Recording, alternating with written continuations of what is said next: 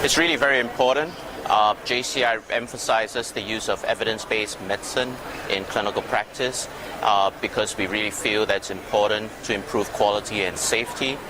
And therefore, we require our organizations as part of accreditation to focus on 5 areas where they will either implement clinical practice guidelines or pathways or protocols with really the intention to implement evidence-based care in clinical practice.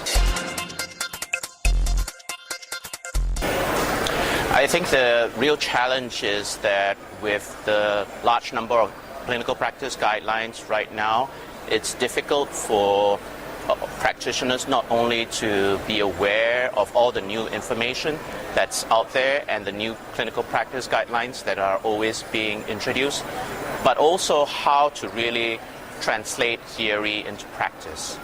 And that's where, of course, making use of good pathways and protocols, making sure that the evidence that is in the guidelines is actually translated to actual actionable practices and being done by the right people at the right time and using the protocols consistently, and also finally measuring the outcomes and the outputs of these practices and protocols.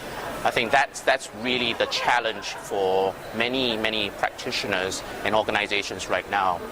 It isn't really the problem of a lack of interest or lack of intent, but it really is a problem of implementation and follow through that we see happening.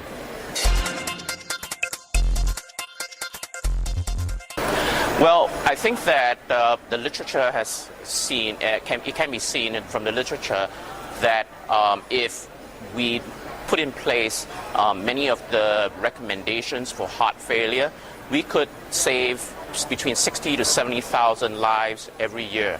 The problem about it, of course, is being able to do the right thing at the right time all the time.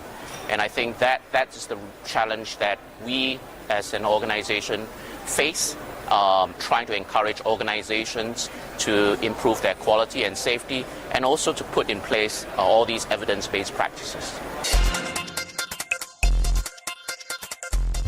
I think that the challenge that we face is something that we constantly need to work towards. This is something that we feel will make a real impact on clinical care. It will make a real impact to the quality of care that we deliver for our patients, and it will make a real impact to improvement of outcomes for all our patients. And I really feel that this is something that is a real noble and worthwhile effort for all of us over here at HIMSS and at this conference.